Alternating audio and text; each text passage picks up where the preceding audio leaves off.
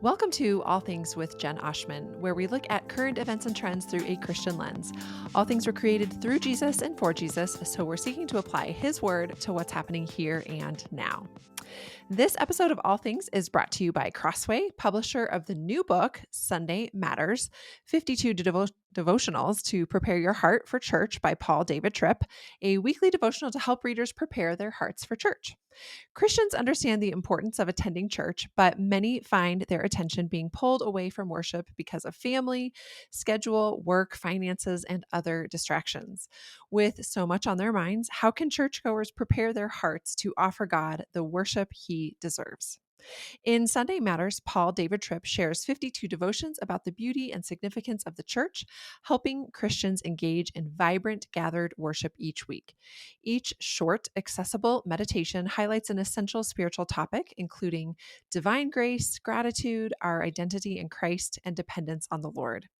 Over the course of a year, Sunday Matters will strengthen each believer's personal relationship with God and fill churches with joyful, engaged, and passionate worshipers. Pick up a copy of Sunday Matters wherever books are sold, or visit crossway.org/plus and get 30% off with your Crossway Plus account. Well, on this episode of All Things, we are diving into an editorial that was published on October 23rd, 2023 in Christianity Today. This particular article really caught my eye. The title is "The Black Church Models a Different Conversation About Gender Roles." So you guys know I love to think and talk about culture, ethnicity, gender roles, and the church. So I quickly devoured the article and then reached out to the author, who is Khristi Adams, for the conversation that you are about to hear. Khristi says that she cut a ton of words out of the article, which I fully understand. We writers always cut more than we publish, oftentimes because of the constraints, not always, but oftentimes because of the constraints of the platform on which we're publishing. I could tell from the article that there was just so much more that we could discuss than she could print. And our conversation, of course, even then, barely scratches the surface. Khristi talks to us about the important role of church mothers in the Black church. I love that title. I love that role. It's not a formal role, but it's an obvious role in the Black church, as Khristi is going to describe and share with us. She talks about the health and flourishing that she has seen in many Black churches. And she talks about the close community that she found there as a child, how it shaped her, how it grew her to be the adult that she is as an advocate, an author, a teacher for Black girls. So be sure to check out all of her offerings and her books in my show notes. But together, Khristi and I wonder about how and why the wisdom and perspective of the Black church is often left out of broader conversations about the church in the United States. There's a lot here, and again, we barely scratched the surface, but I trust that this conversation will encourage you and even spark in you a curiosity to learn more. I know all of my All Things listeners are curious, so hopefully this will just spur you on. As Khristi says, the doors to the Black church are always wide open, and there's a lot there for us to learn from. Listen in.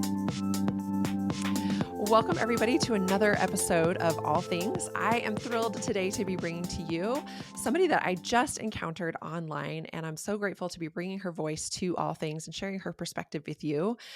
This is Khristi Adams. Khristi, welcome to All Things. Thanks for having me, Jen. Yeah. So, Khristi, I would love for you to introduce yourself to the community that's listening. Just over the last week or so, as you know, I read an article that you wrote on Christianity Today. So I started digging, started following you online, found some of your books, actually listened to one of them almost totally in the last 24 hours. Um, but you are a minister, you work at a boarding school, you are an author, you started a conference, you do a lot. So can you just share with everybody, who are you? A little bit of your biography. Yeah. Well, I'm a Jersey girl. I always tell everybody that. I was born in New York, but was raised in New Jersey, and so I feel like my roots are there. I currently am working at a boarding school in Pennsylvania. My official title here is Dean of Spiritual Life and Equity, and so that essentially means that I oversee spiritual life, the area of spiritual life on campus, as well as diversity, equity, and inclusion. Also, I'm a religious studies teacher here as well. Mhm. and advisor. So when you work at a boarding school, you do a smorgasbord of responsibilities. There's not like one specific job, but that is where I am currently today. I have a degree in advertising from Temple University that I do not use. So I sometimes try to like, I'm very intentional about telling people like, okay, I try not to skip over that part of my life and go right to my MDiv. But sometimes I do because a lot of what I do is really reflected by the 3 years that I spent. I went to Princeton Seminary, got an MDiv there. And so it feels like my career or my vocation really took off then, but really, in all actuality, it started at Temple University in Philadelphia. So I always give big ups there when I can. Um, I started off working in the church after seminary. I grew up in the church that I worked at. Was there for about 3 years. Really wasn't quite sure what I wanted to do after seminary. I knew I was called to do a unique, unconventional ministry. I wasn't quite sure if that was going to be in the church, and I struggled with that for a while. Although I'm really grateful for being able to be exposed to the church as a congregant and as a minister or as someone that's working on the staff. But my calling was outside of the four walls of the church, but it started there. I feel like that Mm. training definitely was Mhm. there. um, my mentor at the time, his name was Buster Soaries, was a civil rights leader. He was Secretary of State of New Jersey. Was very, very active in the community. Continues to be active in the community even to this day. He is now retired, but a lot of who I am, a lot of my training was under him, and a lot of where I got my passion for justice and community really came from that upbringing. But I felt like after 3 years there, after seminary, I just, went off to do something different. And that was college ministry. I didn't know much about college ministry or working with young people outside of just youth ministry in the church. But there's a whole world out there Mhm. of different, institutions, organizations, that where you can live out that vocation, that calling to youth and young adults, not necessarily in the institution of the church. So Mhm. I worked at Azusa Pacific University right after that for a few years. Then I actually went to Georgetown as a chaplain in residence at Georgetown, and was also a Protestant chaplain at Georgetown too. So I juggled some things, but I wound up here. And I will say that I am fulfilling ministry here at the school, but it's not a religious institution Okay. per se, but it is a space that I can still sort of live that out and carry that out no matter what my title is. So, and I am author. Yes. Okay. So I usually forget that. I always think about the job, like the, Uh-huh. the the consistent paycheck. This is what my Right. path has been, but the author, the writing, it started like years ago when people had blogs. I just liked to Mhm. blog, back in the day. Mhm. And it wasn't, I miss the days of blogging. People still do blog, but it's there's so much pressure, Yeah. to perform or be or have an audience and have things that are just cross your T's and dot your I's. And the Yeah. good old days of blogging for me was just throwing up Mhm. whatever, Mhm. and that's where the writing started for me. But I didn't write my first. I actually wrote a book called The Misinterpreted Gospel of Singleness. I Wow. never talk about that book. It was a self-published book that I said, hey, I want to write a book, and I wanted to knock that off my bucket list. I never thought I was going to be an author. It was just to write. And when I was at APU, really briefly, I there was a lot of like Ring by Spring, and there was a lot Yes. of at the Mhm. time, at least I'm not sure if it's still that way, but there was a lot of Mhm. that. So I wrote that book on singleness back in 2013 and just self-published it, and was like, when I was done with that, it was like, this is great, done, and I never thought I would actually be a published author after that. So that started in about Mhm. 2016, 17 was when the journey toward becoming an author started for me. Yeah. Well, I'm glad you took the plunge because I've, almost listened fully to your first book. Your next, the second one looks great. You have another one coming out next year. Of course, we'll talk more about that and be linking all that in the show notes so people can find it. But I mean, I think I'm really drawn to your work because I do love to talk about gender, culture, Mm, theology, just where all of those collide, and that's clearly your career, your life, your specialty. And so I think that's why the Christianity Today article felt really helpful to me. mm. So let's get into that. And then I All hope that right. you can maybe just share more of your story and more of what you Mm. write about in your books, because I think there's a lot there, way more than a half hour conversation can cover, but we're going to give it a try. So Okay. this article that came out last week, of course, I'll link it again. Let me just read the beginning of it, and I want to ask you to help us unpack it. So you Okay. said debates about women's roles in the church are back in the headlines, which parentheses, that's true. I just did a podcast on that Oh, did last you? week. Okay, that's Yes. funny. So I was like, yes, it is in the headlines. But a lot of them leave out a large, important group of American Christians, the Black church. Here, discussions about the place of women in Christianity don't happen on white evangelicals' terms. Black Mhm, churches don't use the same language or framework as white evangelicals, particularly concerning gender roles. The terminology of egalitarian versus complementarian is rarely used, focusing only on how this discussion happens in predominantly white denominations, misses the insights that the Black church can bring to conversations about women in the church. Okay, mm, boom. Great mhm. introductory paragraph. I am Okay. like, give me more. But to set the table first, Khristi, can you define for us the Black church? What does it mean when you say the Black church? I know you grew up in it. Like, Yeah. what is the Black church? Well, do me a favor too as you're reading, because I want to start with the Henry Louis Gates quote. I Mm. don't have it in front of me, but if you can Oh, start there, you know what? I it's don't like either a because little I bit cut and further paste down. it, Oh no, it's okay.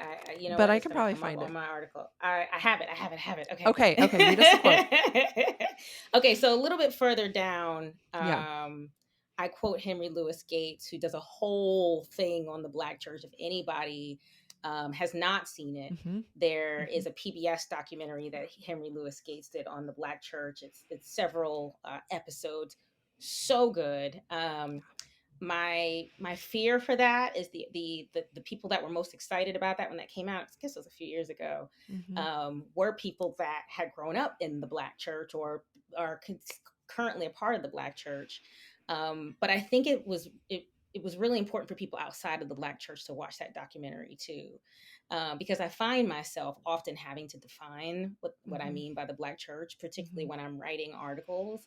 That it could be about any topic, and I might just bring up the Black church, and then it's like, "Hey, can you give us a whole description on that?" And I'm like, "Oh, it takes so it it take not for this article, but in any other Mm-hmm. case, it really takes away from the article when I'm Mm-hmm. like." Just talking about the context of the Black church, but I have to do a whole history lesson, Yeah. Yeah. every time Yeah. I That's write about fair. it. That's fair. Um, but he says here in this article, he says, in the centuries since its birth in the time of slavery, the Black church has stood as the foundation of Black religious, political, economic, and social life. Mm-hmm. And so, what I say here is we call ourselves the Black church, not just because of the color of our skin, but because of the institution's unique historical and cultural significance within the African American community. Mm-hmm. And so there are people that attend the Black church that aren't necessarily Black, right? Mm-hmm. When I grew up, there were people of different, even though we were majority African American congregation, there were people of different ethnicities that were within our congregation that just appreciated African American culture, right? Um, and so the Black church continues to stand to this day. The Black church emerged um, out of slavery. Mm-hmm. I think that the Black church, it was very important for us to establish our identity apart from the institution of slavery, apart from the American political system, and within that was able to create a structure, create community, fellowship, um, create a bond, create its own culture, right? So there's the Black culture in general, and then there's the Black church culture. Mm-hmm. And there are specific aspects of the Black church that are unique to this particular group, Yeah. that distinguishes it from all else. So it's not a Mm-hmm. monolith per se. Right. then that's something I definitely wanted to highlight. For sure. Yeah, and you do in the article because you talk about various streams and denominations and how they are different now and how they seem to be growing. Hmm. What's your personal story? What kind of church did you grow up in, and how do you think that shaped who you are now? Oof. I grew up in a Baptist church. And actually, I write about this in my newest book that will be out next year, Womanish. A lot of it is how I was introduced to faith. So it's somewhat of a memoir as a Mm, young person. And it doesn't start with the church, it starts with my parents, starts with my grandmother. But it moves on into being christened. Number one, I was christened at Bethany Baptist Church in Brooklyn, New York, which is a historic Black church in that area, and so my roots are quite literally in the Black church.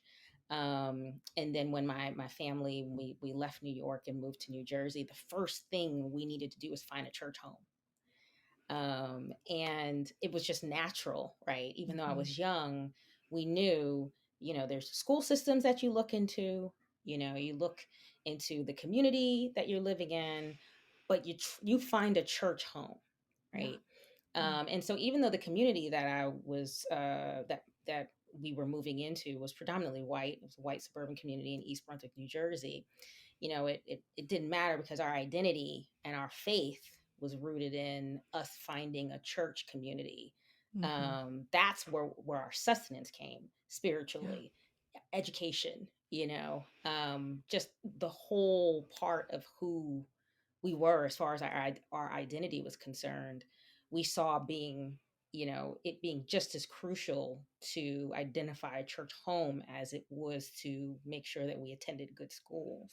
Mm. um, so we found a home in First Baptist Church, and Pastor Soares was there at the time.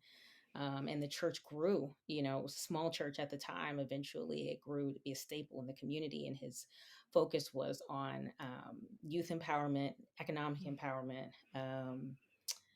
There were several community development.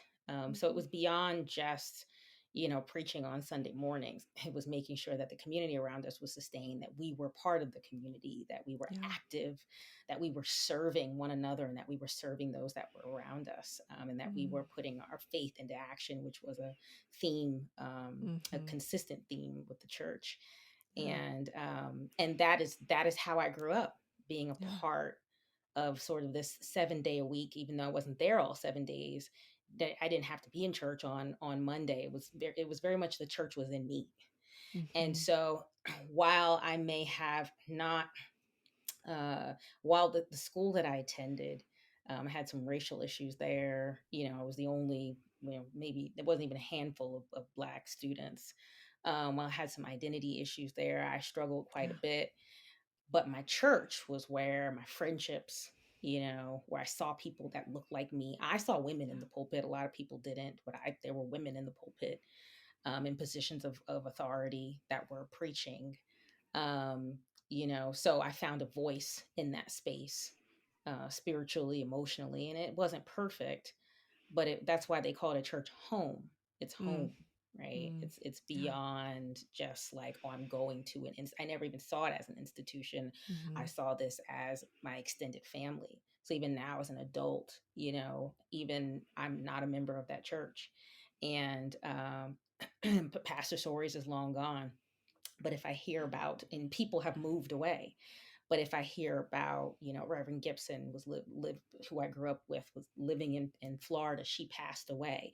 It's like a family member passing away Mm. because we grew Yeah. up with these people. And so there was so much love, so much community. This was who we were. So where I didn't have community in my actual community, right? Mhm. I may not, and I think for Black people in general who may feel marginalized or in society in general, it's like we side of the church, but within the church, we we sort of look to that space for to sort of give us the nourishment that we need, that we're not receiving outside. Yeah. So Yeah. I love how intentional your parents were. I just think That's incredible that they had that Mm, priority, and that you really got to reap the benefit of that home for you, your mhm, church home. That's it's not really how I don't think that is the norm. But let me mhm. ask you this: you have said the Black church is not a monolith, and I hear that. I know that's true. But do you think that community and church home is a bit more of a hallmark of the Black church than the quote evangelical church, which when we say that, we're really saying the white church? Is it Yeah. more present there? I don't know if one has to, it has to be sort of an either or, Hmm.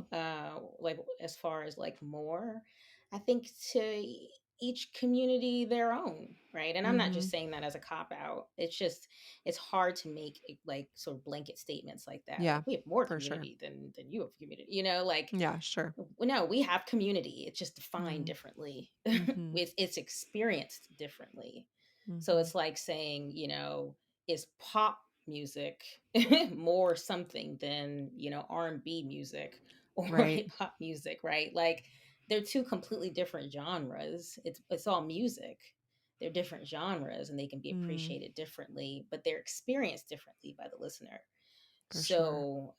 So that's why I'm just, I know the Grammys is like they're announcing today or whatever, right? So, but it's interesting because when we're like when the album of the year is announced and one group says, "Oh my God, I can't believe Beyonce didn't and Taylor Swift got this," and all that or whatever. There's always one group that feels like, "Oh my, I can't believe this." But I realize a lot of that debate it's parallel to this in the sense of like one group's audience experiences their music very differently than Yeah. another, Yeah. but it doesn't take away from that. It may not Mm, be my cup of tea, so I feel like evangelical churches, it just depends. for sure.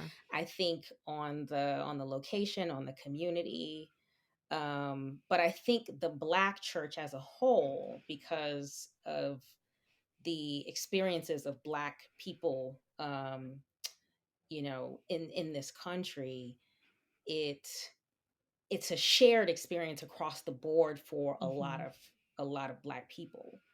You know what I mean? It's Yeah. it's it's I can go into a Black church in Mississippi, in New Jersey, in California, and feel like I'm back at the church that I grew up at, right? Hmm. Hmm. Because a lot of that culture is shared across the board. And so Yeah. I would say that might be, if there's anything that distinguishes or if there's anything that's different, it's that I think what's special about the Black church is that it doesn't matter where you go. There is a shared language, Yeah. there's a shared amen, all right, there's a shared way of communicating, when we're in that space. And it's funny because I forget his name. Gosh, I just tweeted it on the CMAs, yeah, the other day. um, there was a guy that won, best new artist.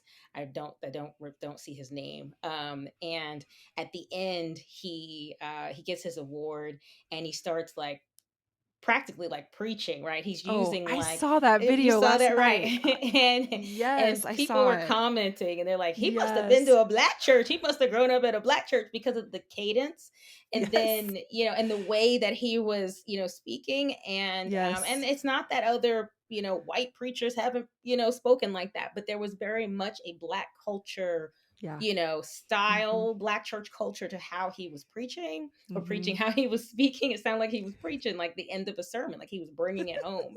And Yes. so people put like joked and put like an organ over it, Yep. like I don't know if you saw, they put an organ That's over the it. one It I was saw. hilarious. Yeah, I think I tweeted that. It was hilarious, but Uh-huh. it was like we all knew, Yep. right? Like there was something about even in Mhm. how he was speaking that was very reminiscent of what we grew up in, Yeah. being part of the Black church. So think that's a great example. Yeah.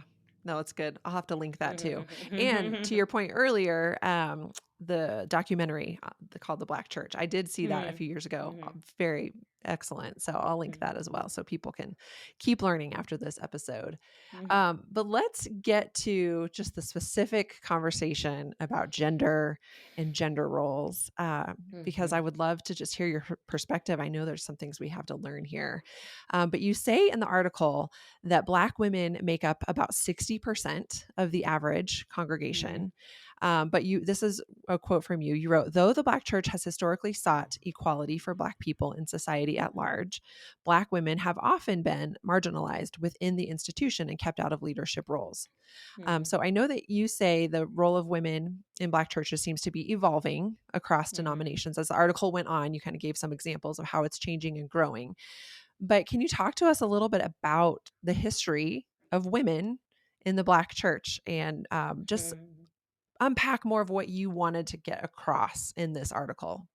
Yeah. Um, let's see, try to summarize that. I actually want to go back though to I wish I would had the space to unpack the complementarian egalitarian, Mm, because I feel like, I had to go into more of the, I want to say history, but sort of explaining the three different denominations. I think, more was left to the palate there. yeah. But the reason why I started it off that way is because I have felt that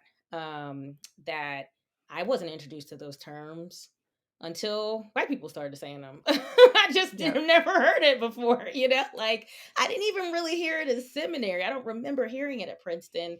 They may have said it. I don't remember. It wasn't until I really got evangelical spaces when I started working at Azusa Pacific University, because that's traditionally the sort of a Christian evangelical school. That was when I first started hearing complementarian egalitarian. I'm like, what does that mean? What's that? Mm-hmm. Mm-hmm. It doesn't mean that it wasn't, those that type of thinking isn't reflected in the Black church. I also want to correct that. There are men and women who believe in gender roles. Yeah. um it just, that is something that is still a ongoing, I would say it's an ongoing debate, but what I was trying to lead to is that it was more around the leadership of women in the church, as opposed to the sort of family structure. I think that Mm-hmm. there are varied family structures within Black families, and it's sort of a to each their own type of thing. But as far as like my wife has to that, I hear more with the complementarian egalitarian thing. For us, Mm-hmm. it's been very much like, can women preach? Mm-hmm. Mm-hmm. Are you in the pulpit? Are you not in the pulpit? Which is a part of that complementarian Yeah. egalitarian conversation as well too. Um, you know, there's so much to the history of Black women in the church. I mean, it's like, Right. sorry, it's a book. Yes, And it's a I'm sure we book. can link. You know, but it's I actually, this didn't make the article. And I wish I can pull up my actually original one. I wanted to write about the civil rights movement and how Mm, women were sidelined, and how mm, a lot of the men that led the civil rights movement were preachers and church leaders, and so how it sort of mirrored what was happening mhm, in the church. And so I started off, and again, we sort of edited this out, but started off talking about the March on Washington, and how there's an article, there's several articles about how women were not allowed to speak the March on Washington. right. um, Aretha Franklin, I believe, sung, but women weren't allowed to, were not allowed to be at the podium. Okay. And so I was basically saying that it paralleled what was happening in the Black church. Mhm, How women were very much the backbone, were serving, were in the pews, were on the committees, but the decision makers, the preachers, it was very much modeled around, like, men being in the leadership and at the center. mhm, Um, and women had since fought. There were women that were called to preach. I talk about Jarena Lee in the AME when I'm talking about Mhm. the AMEs. And so even before that, she's like way before the civil rights movement. But even before then, women were saying, I've been called to preach. God called me as well. So that has been something that's continued to be ongoing. And what I tried to do is break down the three denominations and how that has played out. Mhm. And it continues to be a debate today, but there are some churches that are way more progressive that have been, ordaining women for Yeah. decades, and then there are some that, like Kojic Church, still, they have women in leadership, but different types of leadership. So it varies, but women find their way to positions and of power. Women have a very powerful voice in the Black church. So I just wanted to highlight the fact that it's varied, Yeah. that, there are things that could be learned from our denominations as well. Yeah. And there are very powerful women today, that we see preaching, senior pastors, Bishop Vashti McKenzie, they are leading the way. They are serving as a blueprint for us. And so I often think that we're quite often left out of the conversation. Mhm. Yeah. I think a few years back, I can't remember the exact context that it was. Mm-hmm. Um, it was a conversation that was happening nationally about just sort of the marginalization of Christian voices or the marginalization of the evangelical church. Mm-hmm. And I remember reading, I think it was a tweet, maybe it was something on Facebook by Jamar Tisby saying, um, America, there's something that you can learn from the Black church here. We Mm-hmm. understand what it's been to be marginalized throughout our existence. Mm-hmm. Um, and I think that was one of the first times where it really struck me. This blind spot is so clear, where there might be these conversations happening in white spaces, where thinkers are coming to the table and we're seeking to address things and provide a solution, while over here is the Black church that has maybe endured something, or solved something or brought creativity to the table, Mm-hmm. and the tables don't collide, or we don't pause to listen.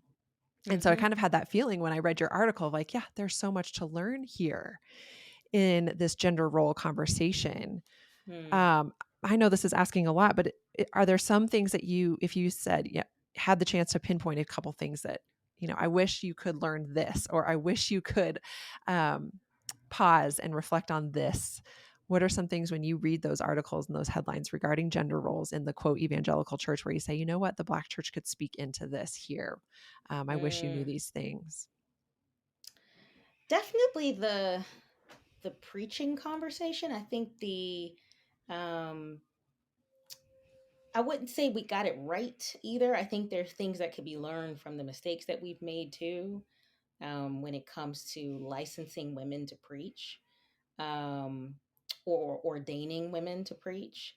So this is a sort of a broad response, but it's like it's a challenge more than anything, right? Like the question that I would ask white evangelicals or evangelicals in general, would be, okay, so as you are assessing, um, you know, the the scriptures and whether or not women should be called, should be senior pastors in your denominations, how would you say, could you do some research or take a look at how, the Black church has sort of, or churches in your community, Black churches near you, wherever, um, how have they done it?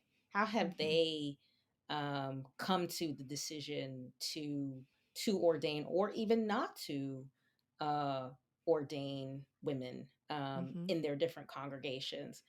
And what could be learned from that? Just using this because, again, I had one experience growing up, and I said, I saw Sure. women in the pulpit, and so I want to be really careful to not, make it seem like everybody had that experience. Like Reverend Donna said that in my article. She was like, I grew up seeing women. It wasn't until I got to seminary that, and so I had a very similar experience as her. So I do want to make sure that, I am not making sort of a blanket statement there, because I could easily say Pastor Stories, he had women, a women associate pastor and executive pastor in 1991. Yeah. What was that? You Mm, know what I mean? Like, how could we have a conversation with him, and say, Pastor Stories, that was something a little bit different, mhm. it wasn't different to me, but to some, that was a radical act of affirmation. What was it that, how did you conclude that? How did you land there? Did it take you a minute to even land there? Was it even a thought? Was there even a hesitation? Because it didn't feel like that growing up. And how was this church in the early 90s that had men and women serving in pastoral roles able to thrive Yeah. successfully? Mm, How was that model able to be one where people responded to spiritually and emotionally and personally? How did that model benefit the community the way that it did around us, so it wasn't just the church but the community was thriving? When, the argument that a lot of these evangelical churches make is that it's harmful, it's going to be detrimental if there are women in the pulpit. But here we have a model, an example of there being women and men working along one side another in a pastoral way, mhm. and the community at large benefiting from it, the Yeah. congregation benefiting from it, me growing up seeing that benefiting from it. So there was a domino effect that even that one decision that may seem minor had on so many of our lives. Yeah. Yeah. That's something that could be learned. So it's not, Yeah. again, it's not me saying this is how all Black churches do it. That's how one Black Right. church did it. I Right. would encourage other people to say, okay, the Black churches in your communities, you should be partnering with them. You should be, saying there should be some sort of interfaith or some sort of something, communities of faith, um, communicating with one another in general, just to Yeah. learn from one another in best practices. And so that's how I would encourage the Mm, evangelical church to sort of reach. We shouldn't have to be the ones to reach across the aisle all the right. time. I Right. think that there should be some reaching toward us and saying, okay, what can we learn here? Yeah. That is such a great example. I love hearing the stories about your particular church back in the 90s. And I would imagine for your pastor to make that decision, that it probably wasn't made lightly. Yeah. That was probably so much thought and prayer and wrestling probably went into that. And yet he carried it through. And as you say, a community was thriving and flourishing as a result. And I just really appreciate you reminding us of that and saying, hey, look over here. Um, there is a whole community that has processed some of this, and the result has been beautiful. Why don't Hmm. you take a peek? Why don't you come and see? And I think that's just, I really, really do appreciate that. Let me close with just one more question, Christy. I really wish, I hope we'll come on again next year. Like if we could keep the conversation going. But Yeah. one thing that you said in the article still just resonates with me. You were talking about the Church of God in Christ, one of the Hmm. largest and most influential Black Pentecostal denominations. Hmm. And you said that the churches honor the position of, quote, church mother. Hmm. Um, I love that. Is that an actual title, or is it just, no, this is a mother? Or unpack that for me, because it stirred my soul when I read there's this position of church mother. you know, I can't say if church mother was like, kind of like pastor and then the person becomes it. I think the Mm, church mother just was. mm, The church mother just existed, and then we bestowed that respect upon that individual, right? Upon that woman. mm, So, there is a tradition in Black communities of honoring our elders, yeah. that we hope that continues throughout generations, of making sure that we respect and that we give them their due, but that they hold a wisdom, Hmm. that is beyond anything that we can comprehend, beyond any sermon. And so um, when there's there are church mothers, right? When there are elders, women in the church that continue, that come and serve faithfully, that are praying before service even starts, you know, that are upholding the foundation of the church spiritually, that are correcting the children, when they get out of hand, that everybody looks to, as their elder, right? Whether you are Yeah. blood related or not, they become the church mother. They become Mhm. the leader. Their wisdom, their advice, their sharing, even the pastor or the bishop looks to them. So I wouldn't say that that is like a title that was given and then somebody holds it. Yeah. No, not necessarily. That's not the history of it, at least. Yeah. The history of it is such that this woman, this elder, just exists and just does, right. Mhm. That the sort of the divine, the divinity that sort of lives within her, it emanates throughout everyone. Understands just Yeah. naturally that that is someone that we look to, that we respect, that we honor. And so that person, right there, it's like most churches, even outside of the Kojic church, has a church mother, has elders, Mhm. Mhm. that we respect and that we look to. So I think, there are some cases where they say, oh, that's our church mother, that's the church mother, right. Mhm. um but it's not necessarily like a job distinction or some sort of title that they, we give it to them. We give it to them out of respect and out of love. Mhm. They're going to do this regardless of what they're called. They're going to show Mhm. up. They're going to be the Yeah. last ones at out church and the first ones there, regardless. Mm. So it's very important for us to honor that role. Yeah. Even in just that description, I mean, I feel exhorted by that, convicted by that, challenged by that. I think that, yeah, for us in the US, especially in the church spaces that I'm in, we don't think of church as family Mhm. primarily. We think Mhm. of it as a place to go and probably consume more. But Mm. it's such biblical language. So we are the family, and they're church mothers Mhm. and fathers and sisters and brothers. And so I just feel challenged by that description of what's already going Mhm. on in Black Mhm. spaces. There's the mother, and that's in my congregation. I'm older than many of the other women, so Mm. that's a role I need to play, and my sisters need to play as well. And I just Mhm. take hold of that and be there first and leave last and correct the Yeah. kids and love the Yeah. people. So thanks for sharing that description. It leaves me with something that I really do want to work toward Yeah. as God allows. That's good. Khristi, any final thoughts or words? I know that you said you cut so much out of the article that you would have liked to put in there. If there's anything else you want to share with us, I want to invite you to do that. I'm just grateful for what you've already Mm. said. My hope, um, is that, you know, people, regardless of their ethnicity, will want to learn Yeah. from the model of the Black church historically, and even the contemporary Black church. Hmm. There's so much there, and our doors aren't closed, Hmm. right? Right. Like they're very much open. Um, and so much so, and not to bring up sort of the unfortunate what happened in Charleston a few years ago, Charleston Yeah. 9. And one of the first things I thought about, was when they were sharing how the Mm. young man came to the church, right?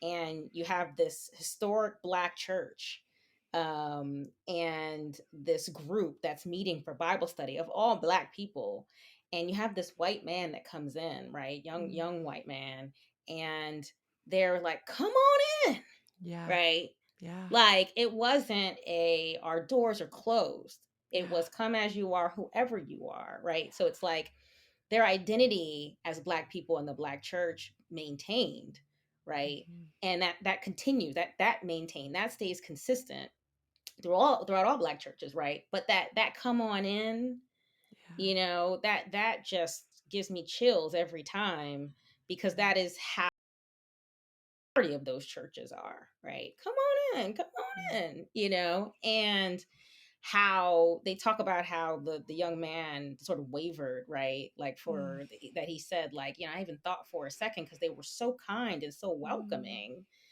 But then I was like, I'm still going to go through with it, and then Mm. unfortunately they were killed.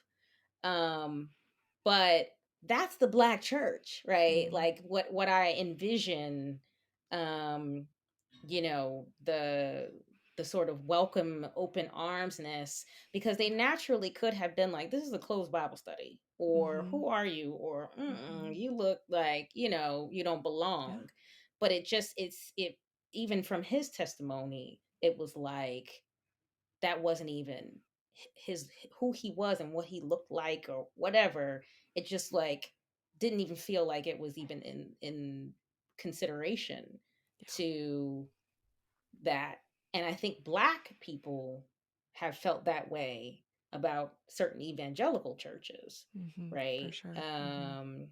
Or, sort of entering and feeling othered or feeling like, Mhm. or, um, but so I don't want for any conversations around highlighting the Black church to sound like anything other than what it was, that sentiment that I just explained to you, that come Yeah. on in, that Mhm. is essentially what, the feeling that's sort of at the heart of the Black church. Yeah. That's beautiful, 'cause that's the heart of our Savior. Come on Yeah. in. Yeah. Thank you, Khristi. I'm really grateful for your voice, and there will be so many links, including how to keep up with you. But I do hope for the listeners that this will just be the beginning, and they will explore more. So, thank you. Hey, thanks so much for listening to All Things, where we look at current events and cultural trends through a Christian lens. All things were created through Jesus and for Jesus, so we're seeking to apply His word to what's happening here and now.